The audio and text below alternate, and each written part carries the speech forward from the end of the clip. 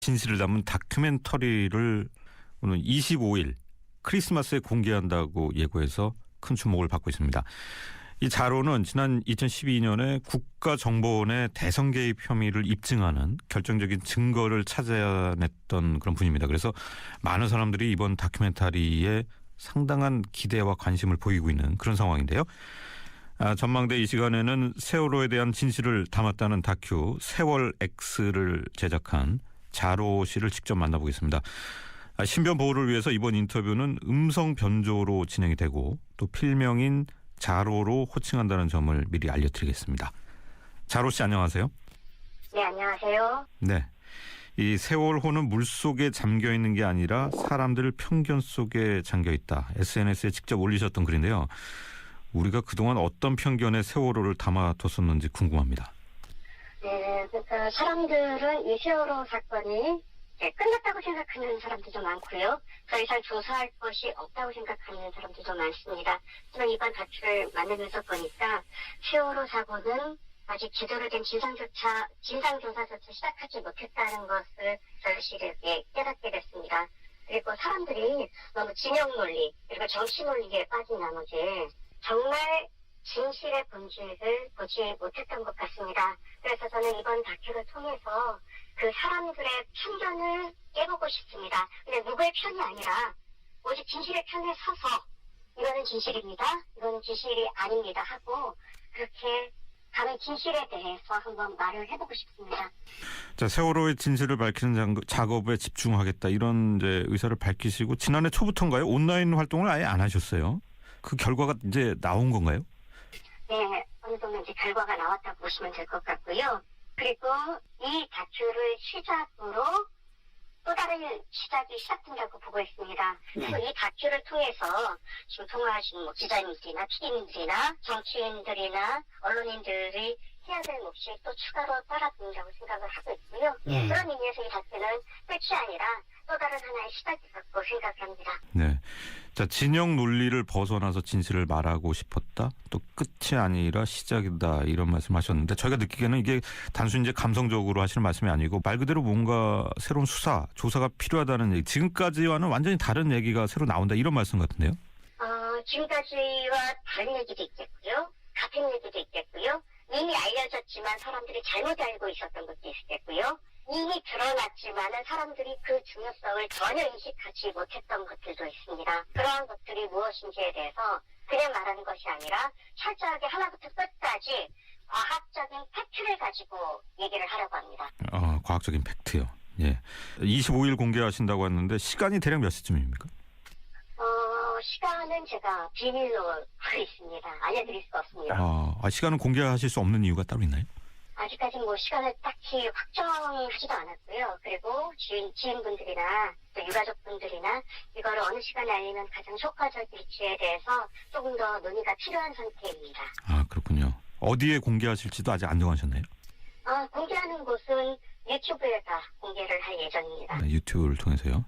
그러니까 어느 시간에 이렇게 올리겠다 그러면은 너무 사람들이 이런저런 추측을 하게 되니까 굉장히 쉽고요. 네. 그리고 그러다 보면은 잘못된 편견이나 그리고 또 고정관념 그리고 선입견 같은 것들이 작용하기 쉬울 것 같습니다. 그렇기 때문에 그냥 올라가는 시간에 올라간다고 그렇게만 말씀드릴게요. 네. 혹시 이게 이제 누군가의 사찰, 감시를 피하기 위해서 그렇게 하시는 건가요? 그런 거는 아닙니다.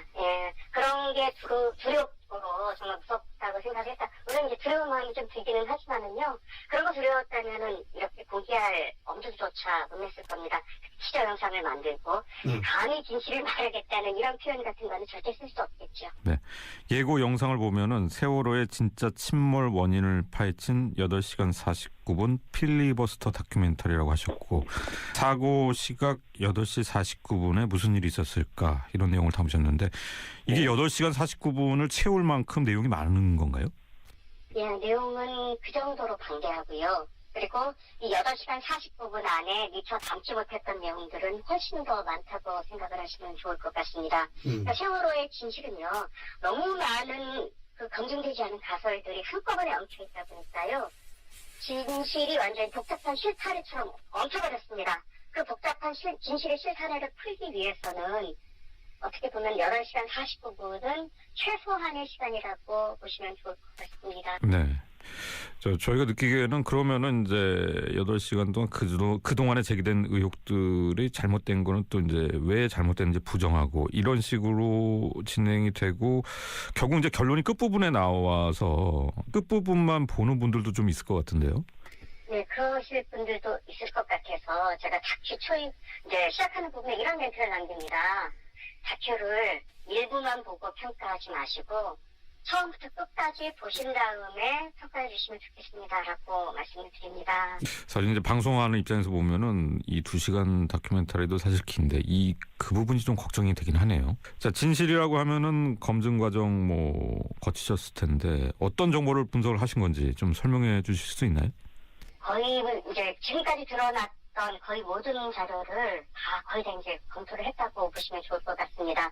검찰의 수사 결과라든가 이제 선원들의 재판 과정, 각종 전문 자료들, 특히 이제 항해학이라든가 주선학, 심지어 물리학, 유체역학, 그리고 컴퓨터 과학, 그리고 AIS, 레이더, CCTV, 아이들이 남긴 영상이나 사진, 생존자 증언 이러한 것들을 다각적으로 검토해서 하나의 결론에 이르렀다고 보시면 될 것 같아요. 네.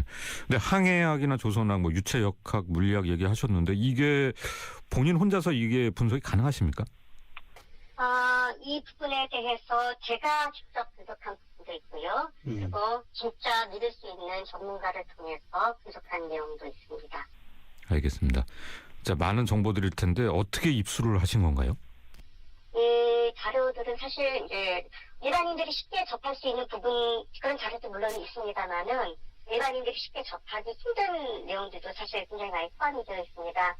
저 같은 경우에는 세월호 유가족분 중에 한 분과 어떤 좀 인연이 돼가지고요. 그분을 통해서 일반인들이 좀 접하기 힘든 자료들을 좀 접할 수 있었고요. 그거를 통해서 세월호 참사의 진실을 추적할 수가 있었습니다. 이제 과거에 올리신 걸 보면은 잠수함 충돌설에 대해서는 아닌 것으로 그렇게 올리셨어요? 모든 것은 다큐를 통해서 좀 확인을 해주시면 좋겠습니다. 처음에 제가 티저 영상을 만들어 올릴 때는 제가 사실 이 다큐 만들어 놓고 애써 만들었는데 1년 동안 이렇게 고생해서 만들었는데 아무도 안 보면 어쩔까 그 걱정이 정말 많이 들었어요. 그래서 티저 영상을 만들어서 공개를 했는데 이건 제가 상상을 뛰어넘을 정도로 많은 관심을 갖게 되다 보니까요. 정말 무성한 그 근거 없는 낭설들이 또 여기에서 또 많이 발생을 하더라고요. 전혀 사실이 아닌 내용들, 왜곡된 내용들, 심지어 제가 인터뷰에 응한 내용들조차도 제 진짜 마음이 제대로 전달되지 못하고 왜곡되거나 확장됐고 과장된 내용들이 참 많아 보입니다. 더 이상 제가 어떤 특정한 단서를 던지게 되면은 오히려 그런 의혹이 확산될 것 같고요. 모든 것은 다큐를 통해서 직접 확인하시면 좋겠습니다. 자, 지금 국민들의 관심은 사실 이제 국정조사와 특검 수사에서도 그렇지만은 대통령의 세월호 참사 당일 행적 7시간에 많이 쏠려 있어요. 이번에 제작하신 다큐는 이제 세월호의 침몰 원인인데 이것이 결국 이제 대통령의 7시간과 관련이 있습니까? 관련이 없을 수가 없다고 생각을 하고 있습니다. 그러니까 세월호 침몰 원인이 기존에 알려진 것과 만약에 다르다면 정말 그 7시간 동안 도대체 그 세월호 사고 원인과 어떤 연관성이 있지 않을까라는 그런 질문을 던지는 거는 너무나도 합리적인 질문이 되는 겁니다. 그렇기 때문에 이 다큐를 통해 나타나는 세월호 진상, 제가 말씀드리고 싶은 그 진실이 만약에 진짜 침몰 원인이 맞다고 많은 분들이 공감하게 된다면 지금까지 조사됐던 모든 세월호에 대한 진상조사는 다 원점에서부터 재검토를 해야 됩니다. 모든 것들이 다 세월호 침몰 원인과 연계해서 다시 생각을 해봐야 됩니다. 그런 의미에서 박근혜 대통령의 7시간 의혹도 여기에서 자유로울 수가 없는 겁니다. 정말 궁금하네요. 결과가요. 그런데 이번에 제작 과정에서 사실 이제 언론인들, 제도권 언론과의 연대 취재를 하면 더 효과적이지 않았을까 그런 생각도 드는데요. 연대 취재를 하면은 좋은 점도 있겠지만요. 사실 예전에 제가 이제 네티즌 수사대라는 이름으로 활동할 때 제 계기가 뭐냐면은요. 그 당시에 제가 찾아냈던 진실들을 사실 제가 언론사에 다 제보를 했습니다. 제가 지금 하고 있는 SBS에서 제보를 했어요. 근데 이게 묻혔습니다. 아무도 알아주지 않았어요. 아무도 알아주지 않았고 보도되지 않았고 묻혔고 그래서 제가 직접 올려버린 겁니다.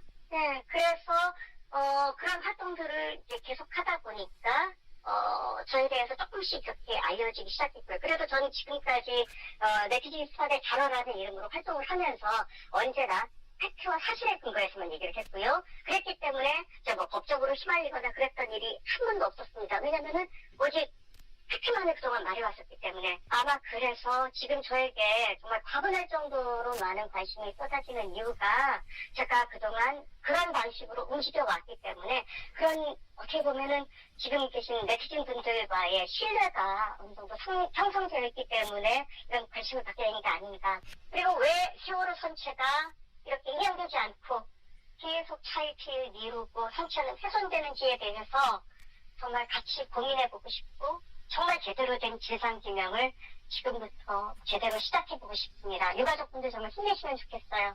네. 자, 국민들이 목말라하는 진실이 나오기를 좀 기대해 보겠습니다. 오늘 말씀